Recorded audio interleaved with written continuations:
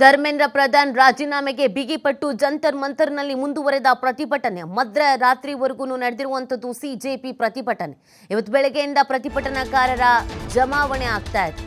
ಸದ್ಯಕ್ಕೆ ನಿಲ್ಲುವ ಲಕ್ಷಣ ಅಂತೂ ಕಾಣಿಸ್ತಾ ಇಲ್ಲ. ಇದು ಮತ್ತಷ್ಟು ಜಾಸ್ತಿ ಆಗ್ತಾ ಇದೆ. ಧರ್ಮೇಂದ್ರ ಪ್ರಧಾನ್ ರಾಜೀನಾಮೆ ಕೊಡಲೇಬೇಕು ಅಂತ ಆಗ್ರಹಿಸಿ ಈ ಒಂದು ಪ್ರತಿಭಟನೆಯನ್ನ ಮಾಡಲಾಗ್ತಾ ಇದೆ. ನಿನ್ನೆನೂ ಕೂಡ ಜಂತರ್ ಮಂತರ್ನಲ್ಲಿ ಪ್ರತಿಭಟನೆ ನಡೆದಿತ್ತು. ಇದೀಗ ಅದೇ ಜಂತರ್ ಮಂತರ್ನಲ್ಲಿ ಪ್ರತಿಭಟನೆಯನ್ನ ಮುಂದುವರಿಸ್ತಾ ಇದೆ. ಮಧ್ಯರಾತ್ರಿವರೆಗೂ ಸಿಜೆಪಿ ಪ್ರತಿಭಟನೆಯನ್ನ ನಡೆಸಿತ್ತು. ಇದೀಗ ಬೆಳಗ್ಗೆ ಆಗ್ತಿದ್ದಂಗೆನೆ ಬೆಳಕು ಹರಿತಾ ಇದ್ದ ಹಾಗೇನೆ ಪ್ರತಿಭಟನಾಕಾರರು ಒಬ್ಬೊಬ್ಬರೇ ಆಗಮಿಸ್ತಾ ಇದ್ದಾರೆ. ಗುಂಪು ಗುಂಪಾಗಿ ಬಂದು ಸೇರ್ತಾ ಇರೋದ್ರಿಂದ ಪರಿಸ್ಥಿತಿ ಕೈ ಮೀರಬಹುದಾದ ಚಾನ್ಸಸ್ ಇದೆ ಅಂತ ಪೊಲೀಸರು ಕನ್ವಿನ್ಸ್ ಮಾಡೋ ಕೆಲಸ ಮಾಡ್ತಿದ್ದಾರೆ. ದೃಶ್ಯದಲ್ಲಿ ಗಮನಿಸ್ತಾ ಇದ್ದೀರಾ ನೀವು.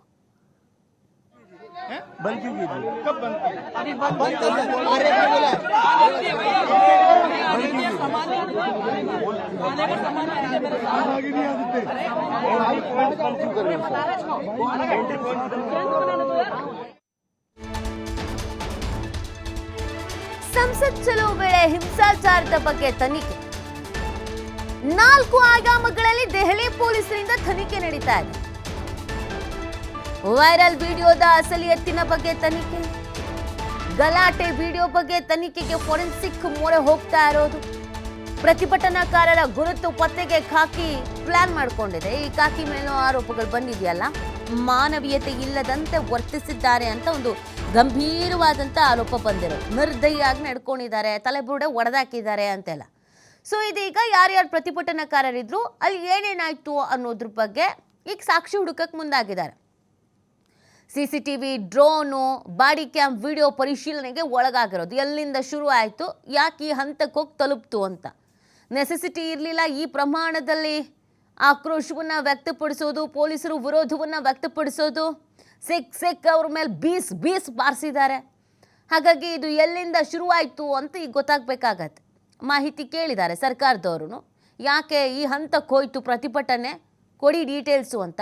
ಹಾಗಾಗಿ ಫೊರೆನ್ಸಿಕ್ ಮೊರೆ ಹೋಗ್ತಾ ಇದ್ದಾರೆ ಪೊಲೀಸರು. CCTV, drone, body cam video ಎಲ್ಲವನ್ನೇ ಈಗ ಪರಿಶೀಲನೆ ಮಾಡ್ತಾರೆ. ಎಲ್ಲಿ ಎಡವಟ್ಟಾಯಿತು, ಎಲ್ಲಿಂದ ಶುರುವಾಯಿತು ಎಲ್ಲ ಗೊತ್ತಾಗತ್ತೆ. ಒಟ್ಟು 4 ಆಯಾಮಗಳಲ್ಲಿ ದೆಹಲಿ ಪೊಲೀಸರಿಂದ ತನಿಖೆ ಪ್ರಾರಂಭ ಆಗಿದೆ ಅನ್ನೋದು ಗೊತ್ತಾಗ್ತಾ ಇದೆ. ಸರ್ಕಾರಕ್ಕೆ ಮುಜುಗರ ತಂದಿರುವಂಥ ಪ್ರಕರಣ ಇದು. ತೀವ್ರ ರೀತಿಯಾದಂಥ ಆಕ್ರೋಶ ರಾಷ್ಟ್ರವ್ಯಾಪಿ ಇದೀಗ ಚರ್ಚೆಗೆ ಕಾರಣವಾಗಿರುವಂಥ ವಿಚಾರ. ವಿದ್ಯಾರ್ಥಿಗಳು ಅವರವರ ಹಕ್ಕನ್ನು ಕೇಳ್ತಾ ಇದ್ದಾರೆ, ನ್ಯಾಯ ಬೇಕು ಅಂತ ಹೇಳ್ತಾ ಇದ್ದಾರೆ. ನ್ಯಾಯಯುತವಾಗಿ ಎಕ್ಸಾಮ್ ನಡೆಸಬೇಕಾಗಿದ್ದು ನಿಮ್ಮ ಕರ್ತವ್ಯ. ಅದನ್ನು ಪ್ರಶ್ನೆ ಮಾಡಿದ್ರೆ ಬಾಯಿ ಮುಚ್ಚಿಸೋಕೆ ಬಾಯಿಗೆ ಬಂದಂಗೆ ಹೊಡಿತೀರಾ, ಪೊಲೀಸರನ್ನೇ ಬಿಟ್ಟು ಗುಣಾಗಿರಿ ಮಾಡಿಸ್ತೀರಾ, ಪ್ರಶ್ನಿಸ್ತಾ ಇದ್ದಾರೆ. ಕೇಂದ್ರ ಈ ಒಂದು ಡ್ಯಾಮೇಜ್ ಕಂಟ್ರೋಲ್ಗೆ ಪೊಲೀಸರ ತಲೆ ಮೇಲೆ ಹಾಕ್ಬೋದಾದ ಸಾಧ್ಯತೆಗಳು ಇದೆ.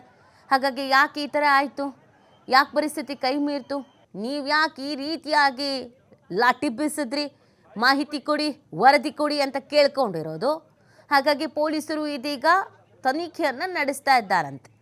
ಒಟ್ಟು ಎಷ್ಟು ಮಂದಿ ಭಾಗಿಯಾಗಿದ್ರು, ಎಲ್ಲಿ ಅಗ್ರೆಸಿವ್ ಸ್ವರೂಪವನ್ನು ಪಡ್ಕೊಳ್ತು ಈ ಒಂದು ಪ್ರತಿಭಟನೆ.